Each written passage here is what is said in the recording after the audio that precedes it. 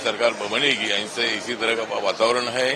नरेंद्र मोदी जी ने 9 सालों में जो काम किया है, नॉर्थ ईस्ट की तरफ बहुत ज्यादा ध्यान नहीं दिया था, इसीलिए नॉर्थ ईस्ट के लोगों ने मतलब एनडीए की तरफ से वो मतदान किया है और एनडीए को अच्छी सफलता मिली है।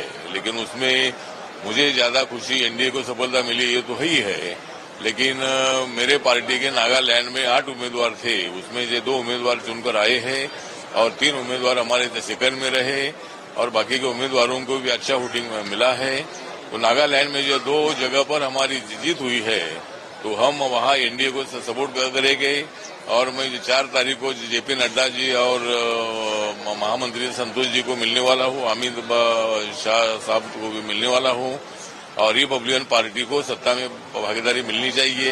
इसलिए हमारे 2 कैंडिडेट जो है वो एनडीए को सपोर्ट करेंगे और वहां सत्ता में भागीदारी के लिए हम कोशिश करेंगे।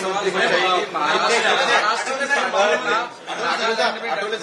की और एनसीपी की नागालैंड में तरीके से डंका बजा है। पांडे महाराष्ट्र के बाद पांडे एक आठवले साहब, आपके 2 लोग चुन के आए, कितने मंत्री पद चाहिए आपको वहाँ?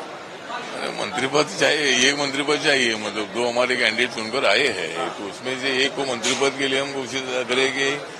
और जिस तरह हमारी महाराष्ट्र की तो पार्टी है ओरिजिनली, लेकिन मेरी पार्टी पूरे देश भर में हर राज्य में मेरी पार्टी है, नॉर्थ ईस्ट के हर राज्य में मेरी पार्टी काम करती है, आसाम में भी मेरी पार्टी का काम करती है, सभी राज्यों में मेरी पार्टी काम करती है और मेरी पार्टी को वहां नागालैंड में सफलता मिली है, ये मेरे लिए बहुत बड़ी खुशी की बात है। महाराष्ट्र में भी विस्तार होने वाला है, तो क्या पार्टी की तरफ से अब जब आपका विस्तार हो रहा है तो यहाँ पर भी आप उम्मीद करते हैं कि? हाँ, तो मतलब जो विस्तार हो रहा है उसमें माननीय देवेंद्र फडणवीस जी से मेरी बात हुई है और उनके साथ मैंने 2 प्रस्ताव रखे हैं। एक तो रिपब्लिकन पार्टी को 1 मंत्री पद मिलना चाहिए और जो 12 एमएलसी जो अभी मतलब राज्यपाल के कोटे से नियुक्त हो जाएंगे, उसमें 1 एमएलसी आरपीआई को मिलनी चाहिए, इसी तरह की मांग हमारी है।